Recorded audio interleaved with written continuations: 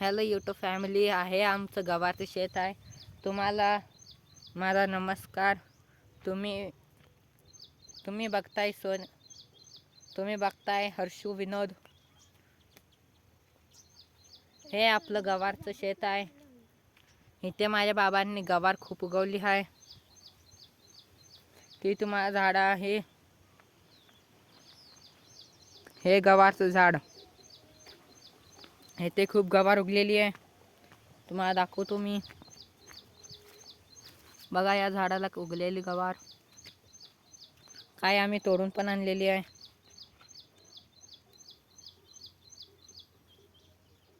हे बघ काय गवार आम्ही तोडून आणलेली तुम्हाला दाखवण्यासाठी. हे पुढं गवार पूर्ण शेताभर आहे. इथे आम्ही गवार तोडून अर्धी गवार आम्ही तोडलेली आहे. घरात आहे ती. थोडीफार गवारची बाकी आहे. ते बघा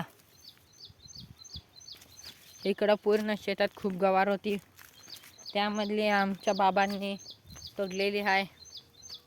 हे बघा एवढं पूर्ण गवारचं शेत इतकं मोठं आहे.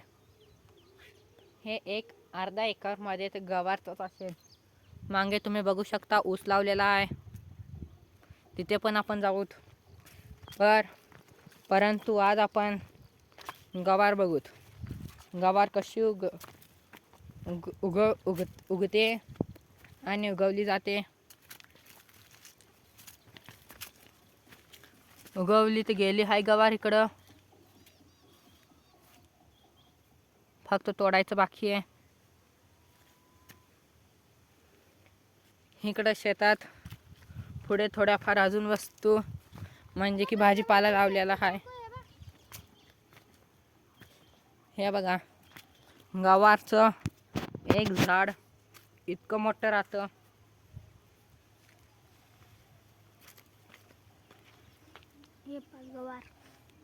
हे बघा गवार आम्ही तुम्हाला तोडून पण दाखवली आहे. खरं गवार तोडताना एक वस्तूचा खूप लक्ष द्यात जावा. हे बघा हे गवारचे काटे आहेत. हे जर तुमच्या हाताला लागले तर मग आग उठते आणि मग ती 1-2 दिवस जात नाही. त्यामुळे गवार तोडताना ह्या गोष्टीचा सावधानी बरतून तुम्ही काम करा. हे आमचं गवारचं झाड जे हे एक असे लाईनीनं लावलेले आहेत गवारचे झाडं. इकडं पूर्ण असे शेतात लाईनीशीर गवारची झाडं लावलेली आहे ती. आणि मांग ऊस लावलेला आहे. तुम्हाला दिसत नसेल थांबा झूम करून दाखवतो. बघा मागे ऊस लावलेला आहे आणि पुढे गवार आणि त्याच्यावरती पण थोडे भाजीपाला लावलेले आहेत. ते आम्ही तुम्हाला दाखवतो. आणि जर तुम्ही जर व्हिडिओ बघत असाल तर मग लाईक करा. अगं चॅनलवर नवे असाल तर मग सबस्क्राईब करा आणि बेल आयकॉन दाबा ज्याने की तुम्हाला आमचे व्हिडिओ लगेच समजतील आलेले. हे बघा इथं पण गवार लावलेले आहे. आपण इकडून तिकडं आलेलो आहे. इकडं पण गवार खूप लागलेली आहे. हे त्या पुढं बघा इथं कोथिंबीरचे छोटे छोटे झाडं आणि शेपू लावलेला आहे. हे बघा आम्ही तुम्हाला दाखवण्यासाठी उडीद पण लावलेले इकडं. हे बघा हे उडीदचं शेत आहे आमचं. इथं गवत जास्त आल्यामुळे तुम्हाला उडीद दिसणार नाही. खाली खाली बघ खाली. खरं बघू शकता तुम्ही इथं उडीद लागलेलं आहे. इथं कोथमीर आणि शेपू लावलेले आहेत. पुढं हे बघा कोथिंबीर आणि शेपू इथं उगवलेली आहे ती. इथं इथं जास्त तर गवार आणि पुढं थोडंफार रोजगार. इथं पुढं आहे का नाही अन्य रोजगार जसे कोथिंबीर शेपू लावलेले आहे ती थोड्या प्रमाणात. खरं बाकी प्रमाणात तुम्हाला गवार दिसेल. आणि जर तुम्ही तिकडे गेला तर तुम्हाला उडीद दिसेल. आणि जर तुम्ही इकडं आला नाही आणि थोडं पुढे राहिला तर तुम्हाला ऊस दिसेल. ऊस आहे तिकडं. आपण इकडे आलेलो आहे गवार बघण्यासाठी. तर आपण ते बघूत. हे गवार आमच्या बाबांनी लावलेली होती. खरं 2-3 महिन्यात हे उगून जाते आरामशीर. यांना थोडे पाण्याची तर गरज राहते. तुम्ही बघू शकता इथं ठिबक सिंचनाची पद्धत आहे.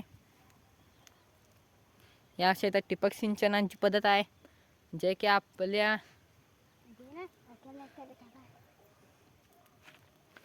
की आपल्या वनस्पतीसाठी खूप चांगल्या प्रमाणाचे असते. आणि इथे कोणतेही हार्मफुल केमिकल मारलेले नाही आहेत. इथं थोडेफार हार्मफुल केमिकल मारलेले आहेत ते मला आता माहीत पडलं. खरं इतक्या पण आपल्या सेहतसाठी ते जास्त हानिकारक नाही आहे. तसे वापरले आहे ती. तुम्ही बघू शकता हे गवार तर शेत खूप मोठं आहे. इथं सगळीकडे गवार पुढे शेपू कोथिंबीर आणि लावलेलं आहे. इथे बघा इथं वर गवार हाय. हा बघा माझ्या मावशीचा पोरगा हा पण गवार तोडतोय.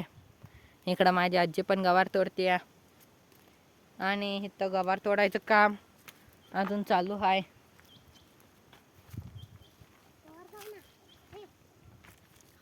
हे ग बघा माझ्या तोडलेली गवार. आणि तुम्ही बघू शकता की जास्त गवार उगलेली आहे.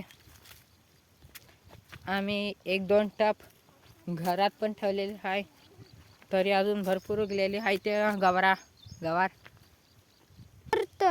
हां मी हर्षद तुम्हाला पूर्ण गवारीचं शेत अजूनपर्यंत दाखवत होतो. आता माझा कॅमेरामॅन गणू तुम्हाला पूर्ण शेत अजून दाखवेन. आता बाकीचं शेत दाखवेन आणि समजावेन. चला आपण पुढे जाऊ. तू दाखवायच कोणाला आहे. हे बघा हे आमचं गवारीचं शेत इतकं मोठं आहे की ह्याच्यात गवार तोडायला एक दिवस दररोज जावं लागतं. या इथं माझ्या बाबा एक दिवस आड असे येतात गवार तोडायला आणि ऊसाकडे लक्ष देतात. गवार खराब होऊ नये किडे लागू नये त्यामुळे त्याकडे लक्ष देणे जरुरी असते. इकडे गवार उगायला 2-3 महिने लागलेले आहेत. आणि पूर्ण तोडण्यासाठी अजून 15-20 दिवस अजून लागणार आहेत. कारण की तुम्ही स्वतः बघू शकता गवारीच्या झाडावर अजून थोडी गवार उगलेली नाही आहे.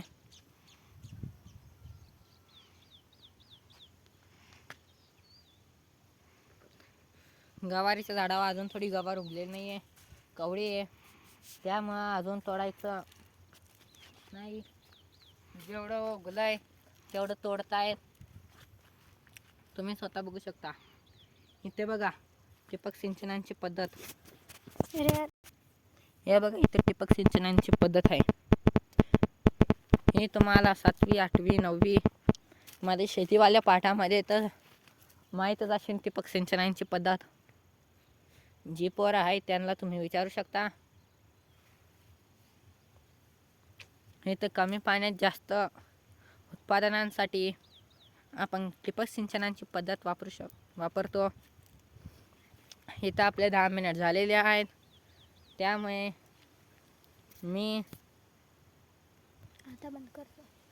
आता तुमच्या सगळ्यांना नमस्कार करतो आणि आपण आता मिळूत पुढच्या व्हिडिओमध्ये.